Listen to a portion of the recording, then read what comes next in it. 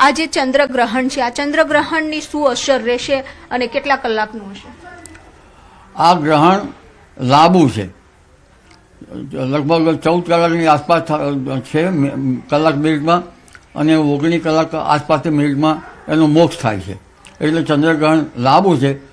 પરંતુ આપણે ગુજરાતમાં આપણા ભાગોમાં માધ્ય ચંદ્રગ્રહણ હોય ત્યાંનું લગભગ ત્યાંની અસર ઓછી થશે અને ઘણા ભાગોમાં વેધ પાડવાનો રહેતો નથી. ચંદ્રગ્રહણની અસર શું રહેશે? આ ચંદ્રગ્રહણની અસર અંગે જોવા જઈએ તો પહેલાં સૂર્યગ્રહણની અસરો જોઈએ. સૌ પ્રથમ સૂર્યગ્રહણ ગત અમાસે થયું અને આ પૂનમે ચંદ્રગ્રહણ છે, જેની ખાસ અસર માધાવતાઓના મન ઉપર થવાની શક્યતા રહે છે. માધાવતાઓના મનમાં લગભગ ચીલી, આર્જેન્ટિના, આ ટાપુ પર, મોરેશિયસના ટાપુ પર, દક્ષિણ અમેરિકાના ટાપુ પર, અને ચંદ્રગ્રહણની અસર જોતાં એ ત્યાંની અસર પણ ઉત્તર દક્ષિણ અમેરિકાના ભાગોમાં, ઓસ્ટ્રેલિયાના ભાગોમાં, તેમજ કેટલાક ભારતના ભાગોમાં, રશિયાના ભાગોમાં આની અસર સવિશેષ અસર રહેવાની શક્યતા રહેશે. યુરોપિયન ભાગોમાં પણ રહેવાની શક્યતા રહેશે. જ્યાં જ્યાં ગ્રહણ જણાશે ત્યાં ત્યાં એવું કહી શકાય કે ત્યાંની અસરોના કારણે તત ભાગોમાં કંઈક હરકતો આવી શકે. કારણ કે બે ગ્રહણો છે. જો કે આ ગ્રહણ છે એક માત્ર ખગોલિક ઘટના જ છે, પરંતુ ફળ જ્યોતિષમાં તેનું વર્ણન વધારે છે. એટલે જે જ્યોતિષમાં માનતા હોય તેના માટે હું આ ઉક્તિ પ્રસ્તુત કરી રહ્યો છું. કાકા, અત્યારે જે રીતે યુદ્ધની પરિસ્થિતિ ચાલી રહી છે, શું એવું લાગે છે કે ગ્રહોની જે સ્થિતિ છે તેના કારણે પણ આ વસ્તુ થઈ રહી છે? ગ્રહોની સ્થિતિ, ગ્રહોનો ભરડો જબરજસ્ત છે. ગ્રહોની સ્થિતિ પણ યુદ્ધને નકારી શકે તેવી નથી. આ તો લગભગ 2026ના પ્રથમ સોપાનથી જ આ બાબતો બનતી હતી. કારણ કે કુંભ રાશિનો જે રાહુ છે ત્યાંની અસર ભારતમાં સીમાડે આવેલા અફઘાનિસ્તાનના ખડકાળ ભાગોમાં પણ થાય છે, પાકિસ્તાનના ભાગોમાં પણ થાય છે. એટલે ઉત્તર પશ્ચિમ જે ભાગો છે આપણા પશ્ચિમ સંલગ્ન, ત્યાંની સીમાઓ પણ સાચવી રહ્યા છે. આ ઉપરાંત મીન રાશિનો શનિ છે. મીન રાશિના શનિ દેશના ઉત્તરીય પર્વતીય ભાગોમાં, લગભગ ભૂતાન, નેપાળ વગેરે ભાગોમાં, અને આસામ, મણિપુર વગેરે પૂર્વ ભાગોમાં થાય છે, અને દરિયાના ભૂભાગોમાં થાય છે. શ્રીલંકાના ભાગો સુધી થઈ શકે અને આપણે દરિયાના ભાગોમાં થઈ શકે. પરંતુ જે યુદ્ધ જે ચાલી રહ્યું છે અત્યારે, એમાં એક કુંભના રાહુની પણ અસર થઈ શકે. આ કુંભના રાહુની અસર યવન મલેશ પ્રદેશ ઉપર થઈ શકે. એટલે પહેલાં યવન મલેશ એટલે આક્રમણ કરનાર એક સમુદાય લશ્કરનો. અને મલેશમાં લગભગ મુસ્લિમ રાષ્ટ્રો એ ઘણું આવી શકે. એટલે કુંભ રાશિની અસર મુસ્લિમ રાષ્ટ્રો પર થવાની શક્યતા લગભગ મોટા ભાગના મુસ્લિમ રાષ્ટ્રો પર, મિડલ ઇસ્ટમાં. અને ત્યાંના લીધે માધાતાના મન ઉપર અસરના કારણે ઈરાનના શાસકોના મન ઉપર પણ અસર થાય. કારણ કે બુધ રાહુની અસરો છે. બુધ રાહુ અસર મન અને મગજ ઉપર કરતા હોય છે.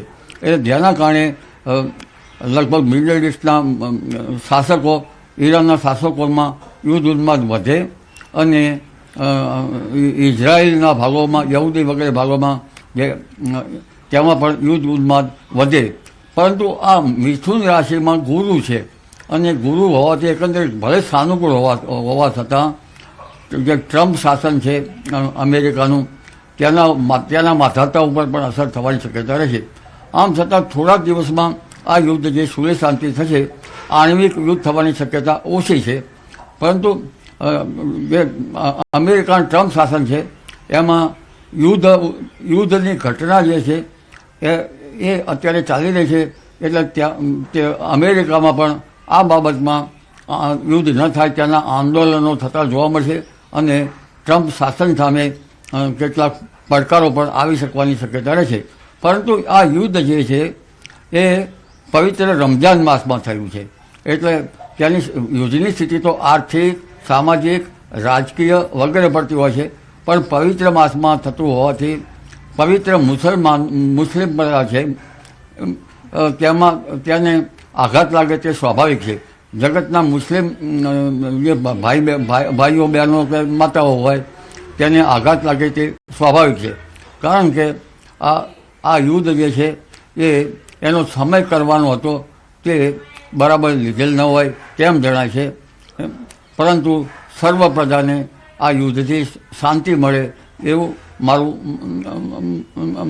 મારું અંદરખાની અંતરકરણ એમ કહી રહ્યું છે. પછી ભલે ગમે તે જ્ઞાતિ હોય, ક્રિશ્ચિયન હોય, મુસ્લિમ હોય, શીખ હોય, ઈસાઈ હોય કે યહૂદી હોય, પરંતુ સંહાર એ સંહાર છે. આ નફરતના બીજ રોપાયા છે. નફરતના બીજ નફરત જ ઊભા કરશે. જેના જે છે એ ટ્રમ્પ શાસન જે છે એના એ માધાતાઓના મન ઉપર આ અસર થઈ રહી છે. એ અનુચિત તો છે જ. કાકા, હવે ઉનાળાની શરૂઆત પણ થઈ ગઈ છે. શું લાગે છે ગરમીનો પ્રકોપ કેવો રહેશે? પહેલાં તો ગ્રહણનો ભાડો જો લઈ લઈએ. જી, ગ્રહણના ભાડામાં માર્ચ મહિનાના ગ્રહો બહુ ભારે છે અને આ માત્ર જે ખાડી દેશો માટે નહીં, વિશ્વ ઉપર અસર કરનારા છે. જે રશિયા ઉપર અસર કરશે, ચીન ઉપર તો ચીનની ગાછી લગભગ કર્કના ઘણા તુલામાના છે, એટલે તેની અસરો ચીન ઉપર તો ઓછી થશે. પરંતુ સૂર્યમંગળના અંગારક યોગ, મંગળ જે છે એ રક્તનો ગ્રહ છે, મંગળ સૈનિક છે, મંગળ લશ્કરી શાસનની અસર કરશે. એટલે મંગળ જે છે એનો પ્રભાવ વધારે રહેશે. પણ સૂર્યમંગળ યોગમાં પણ સૂર્ય રાહુ યોગતા છે. રાહુ એ માયા છે અને સૂર્ય એ અધિકાર ક્ષેત્રમાં છે.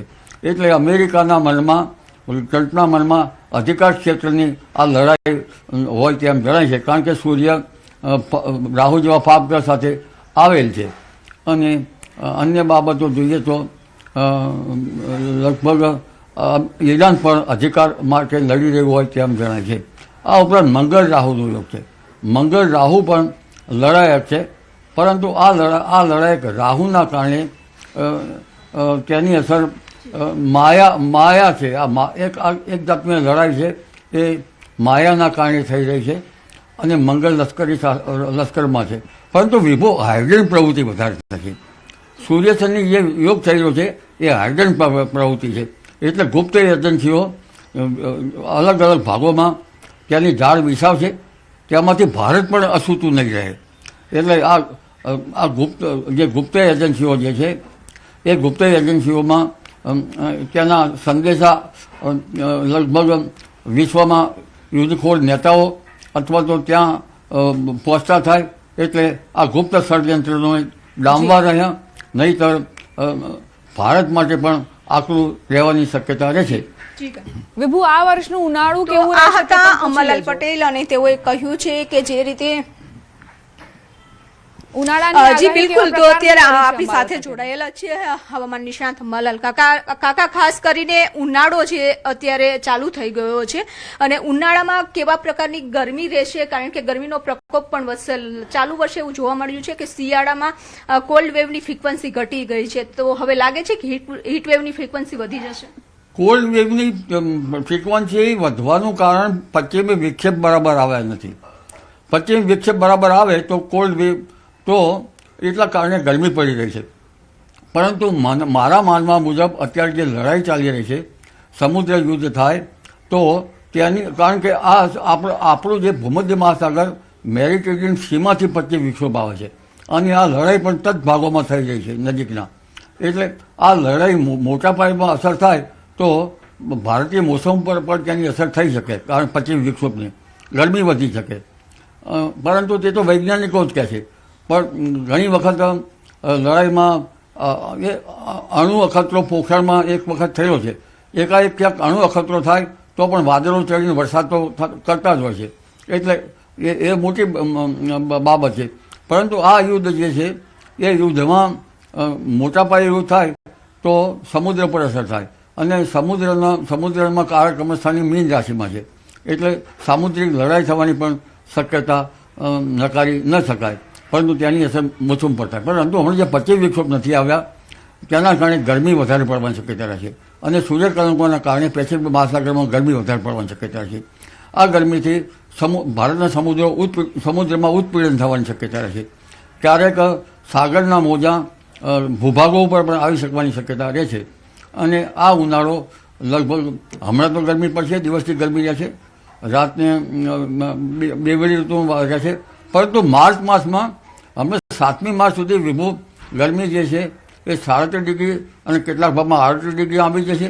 પણ 1819-20માં એ ભાગોમાં ધીરે ધીરે ગરમી વધશે અને આ માર્ચ માસમાં ક્યારેક 42, 43 અને 44 ડિગ્રી સેલ્સિયસ કોઈ ભાગમાં ગરમી જઈ શકે. એટલે એપ્રિલની ગરમી જે છે એ માર્ચમાં જોવા મળશે અને હવામાનમાં પલટા પણ વધારે આવશે. હમણાં 10 તારીખ આસપાસ હવામાનમાં પલટા આવશે જે ગુજરાતને અસર કરશે. 15મી તારીખ પછી હવામાનમાં પલટા આવશે, તેની પણ અસર થશે. અને 15મી માર્ચથી ત્યારબાદ એપ્રિલમાં પણ હવામાનમાં પલટા આવશે અને પ્રી મોન્સૂન એક્ટિવિટી શરૂ થવાની શક્યતા રહે છે. કાકા, તો માર્ચ મહિનામાં જો 44 ડિગ્રી તાપમાન પહોંચી જાય તો એપ્રિલ અને મે કેવો રહેશે? એપ્રિલ અને મેમાં જ્યારે પ્રી મોન્સૂન એક્ટિવિટી શરૂ થશે, જેના કારણે વરસાદ આવશે, ત્યારે ગરમીમાં વધઘટ થશે. પણ 26 એપ્રિલ પછી ઉનાળો આકરો રહેશે અને 10મી મે પછી ઉનાળો આકરો રહેશે અને 17મી મે પછી. આભાર વિભુ જાણકારી આપવા માટે. સમાચારોમાં આગળ વધીએ. આગાહીકાર રમણીક વામજાની મોટી આગાહી. હોળીની જોત પરથી મોટી આગાહી કરી છે. 2026નું વર્ષ સારામાં સારું રહેશે તેવી આગાહી કરી છે રમણીક વામજાએ. અતિવૃષ્ટિ અને વાવાઝોડાની પણ શક્યતા સેવી છે. માર્ચ, એપ્રિલ, મે મહિનામાં વાવાઝોડું આવી શકે છે. વેરાવળ, પોરબંદરમાં અતિભારે વરસાદની સંભાવના પણ વ્યક્ત કરાઈ. શરદ પૂનમના દિવસે રાતે 8 થી 6 વાગ્યા સુધી પૌવા અને ખાંડરા અતિ ભારે ભેજ આવવાથી આ વર્ષે 2026નું વર્ષ સારામાં સારું જશે અને અતિવૃષ્ટિ થશે. ને આ વર્ષે અત્યારે જે કચ્છને આધારે આખા ત્રીજનો પવન અને ઉતાસળીનો પવનની અત્યારે જોવાની પદ્ધતિ હોવાથી આ વર્ષે અતિ ભારે ગરમી પડશે. ઓગસ્ટ મહિનાની અંદર હજી પણ સૂર્યગ્રહણ, ચંદ્રગ્રહણ આવે છે, એ પણ ભારે હોય છે. એટલે ત્યારે ખેડૂત માટે અતિ ભારે ગરમી પડશે. અને આ વર્ષે અખાતીને છે રોહિણી નક્ષત્રે અતિ ગરમી પડશે. અને ભાદરવા સુદને છઠને દિવસે અનુરાધા નક્ષત્ર છે, એટલે વર્ષ સારું જશે. ભાદરવા વધ અને હાથિયા નક્ષત્ર બેસે, તે હાથિયા નક્ષત્રની અંદર પાછત્ર વરસાદ સારા થશે. ગાજવી સાથે પાક પાણીમાં પણ નુકસાન થશે. યુદ્ધમાં ફસાયેલા ગુજરાતીઓ મામલે નિવેદન. નાયબ મુખ્યમંત્રી હર્ષ સંઘવીએ નિવેદન આપ્યું છે કે ફસાયેલા લોકોની મદદ સરકાર કરી રહી છે. ફસાયેલા તમામ લોકોને સલામત લાવવામાં આવશે. અત્યારે એતિહાદ એરવેઝમાં કેટલાક ફસાયેલા લોકો દિલ્હી એરપોર્ટ પર સહી સલામત લાવવામાં આવ્યા છે. બીજા ફસાયેલા લોકોને પણ લાવવામાં આવશે તેવી તેમણે વાત કરી છે.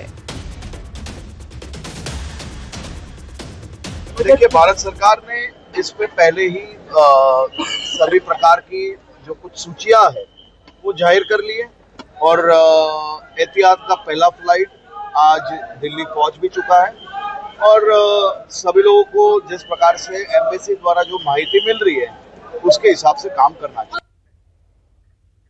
કીર્તિ પટેલ અને ઇન્દ્ર ભારતી બાપુ વચ્ચેના વિવાદને લઈને મોટા સમાચાર. કીર્તિ પટેલ અને ઇન્દ્ર ભારતી બાપુ વચ્ચે સમાધાન થયું. કીર્તિ પટેલે શાલ ઓઢાડીને ઇન્દ્ર ભારતી બાપુનું સન્માન કર્યું છે. ઇન્દ્ર ભારતી બાપુએ કીર્તિ પટેલને આશીર્વાદ આપ્યા. હરિહરાનંદ ભારતી બાપુ અને મહેન્દ્રાનંદગીરી બાપુનું પણ સન્માન કર્યું. તમામ વિવાદનો અંત આવ્યો. કીર્તિ પટેલે કહ્યું કે ભારતી પરિવારને તોડવાની કોશિશ ઘણાએ કરી, પણ ગિરનારી મહારાજે મેળ ન આવવા દીધો. ભારતી પરિવારને ભાંગવાની કોશિશ તો ઘણાએ કરી, પણ મેળ ના આવવા દીધો ગિરનારી મહારાજે. વડોદરામાં રફતારના રાક્ષસો બેફામ બન્યા છે. બેફામ બાઇક ચાલકે અકસ્માત સર્જ્યો. બાઇક ચાલકે અન્ય બાઇક સવારને અડફેટે લીધો. અન્ય વાહન ચાલકોના પણ જીવ જોખમમાં મૂક્યા. સમગ્ર ઘટના કેમેરામાં કેદ થઈ. વિડીયો વડસર બ્રિજ પરનો હોવાનું સામે આવ્યું છે. રફતારને લઈ શહેરમાં સતત વધી રહ્યા છે અકસ્માત. ટ્રાફિક પોલીસની નિષ્ક્રિયતાના કારણે નબીરાઓ બેફામ બન્યા છે.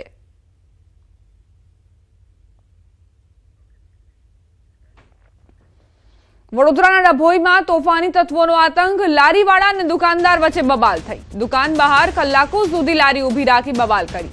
દુકાનદારે વિરોધ કરતા લાકડીના ફટકા માર્યા. રેકડીવાળાએ લારી પરથી તીક્ષ્ણ હથિયાર લઈ હુમલાનો પ્રયાસ કર્યો. બંને વચ્ચે છૂટા હાથની મારામારી પણ થઈ. સ્થાનિક વેપારીઓએ વચ્ચે પડીને મામલો શાંત પાડ્યો. મારામારીની ઘટના કેમેરામાં કેદ થઈ છે. વડોદરાથી સમાચાર. હોળીની ઝાડથી આગ લાગી. MGVCLનો સર્વિસ કેબલ આગની ઝપેટમાં આવ્યો. સંતોષનગર નવા બજાર વિસ્તારની ઘટના.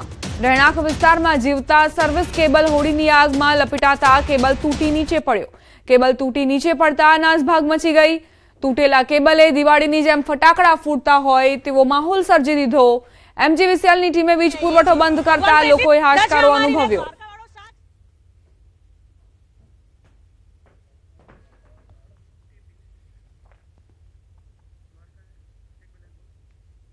MGVCLના સર્વિસ કેબલને કઈ રીતે આગ લાગી તેના દ્રશ્યો આપ જુઓ. હોળીના પર્વ પર લાખોની સંખ્યામાં લોકો દ્વારકાધીશના દર્શનાર્થે જતા હોય છે. આ મંદિર સાથે લાખો લોકોની લાગણીઓ જોડાયેલી છે. તેથી જ લોકો મોટી સંખ્યામાં પહોંચતા હોય છે. લોકોની લાગણીઓને માન આપી તંત્રએ પણ સતત સુરક્ષા બંદોબસ્ત ગોઠવ્યો છે. લાખો ભક્તોના ધસારા વચ્ચે તંત્ર સજ્જ થઈને અગાઉથી જ તૈયારીઓ કરી છે. એટલું જ નહીં, હોળીનો પર્વ પૂર્ણ થયા બાદની પણ કામગીરી તંત્ર કરતું હોય છે. અમારી ટીમે દ્વારકા કલેક્ટર RM તન્ના સાથે વાતચીત કરી. તેમણે આ અંગે તંત્ર દ્વારા થતી તૈયારીઓ, તકેદારીઓ અંગે ચર્ચા કરી.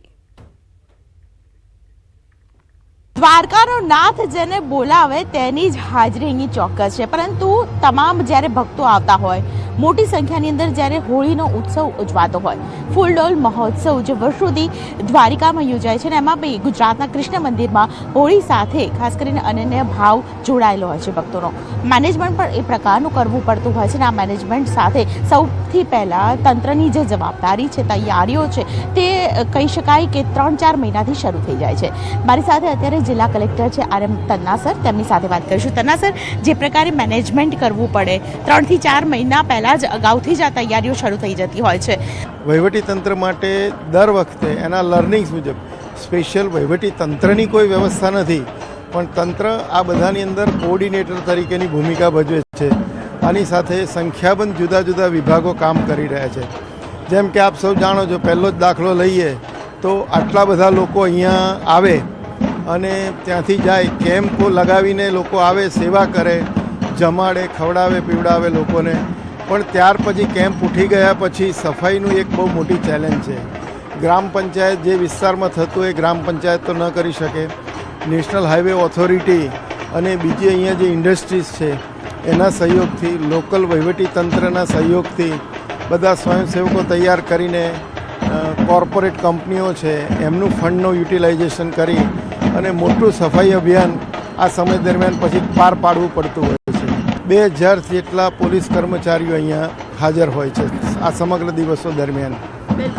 આટલા બધા મોટા પ્રમાણમાં લોકો આવતા હોય, સિનિયર સિટીઝન હોય, નાના બાળકો, લેડીઝ હોય, એટલે કોઈને મેડિકલ સર્વિસીસમાં અથવા તો કંઈ તકલીફ કે ઇમરજન્સી ઊભી થાય એટલા માટે મંદિરની આસપાસ પાર્કિંગના સ્થળો ઉપર વહીવટી તંત્ર તરફથી મેડિકલ ઓફિસરો અને બીજી આપણી જે જિલ્લાનું આરોગ્ય તંત્ર છે એની ટીમ અને દવાઓનો આપણે જથ્થો ઉપલબ્ધ રાખીએ છીએ. સંખ્યાબંધ લોકો પાણીની, જમવાની, ભોજનની સુવિધા કરે છે. પણ દ્વારકામાં આવ્યા પછી શું? દ્વારકામાં આવ્યા પછી પણ લાઇનમાં ઊભા રહીને એમને 4-6 કલાક, 8 કલાક, 10 કલાક ગાળવા પડે. એ માટે આપણે પાણી પુરવઠાનું તંત્ર અને લોકોના સહયોગથી લોકોને પીવાના પાણીની વ્યવસ્થા પૂરી પાડીએ છીએ. નિર્વિઘ્નપણે આ યાત્રા લોકો સંપન્ન કરે છે. વહીવટી તંત્ર એના અનુભવથી અને લોકોની જરૂરિયાત ધ્યાને રાખી અને એક સંકલન અને સપોર્ટની વ્યવસ્થા કરે છે. આમાં સૌથી વધારે લોકોની સફળતા આ પદયાત્રા દરમિયાન લોકોની આસ્થા, શ્રદ્ધા અને એમની જે ધીરજ જે છે, ગમે એટલી તકલીફો વેઠીને પણ યાત્રા કરવાની, તંત્ર એને ધ્યાનમાં રાખીને જેટલું દર વર્ષે પોતાના લર્નિંગ ઉપરથી દર વર્ષે કંઈ ને કંઈ નવી વ્યવસ્થા ઊભી થાય, નાનો મોટો કંઈક લોકોને વધુ સુખાકારી રહે અને સરળતા રહે, એવો અમારો પ્રયત્ન હોય છે. બધાને અમે એ જ વિનંતી કરીએ છીએ કે દ્વારકાધીશ ખૂબ કૃપાળુ અને દયાળુ છે.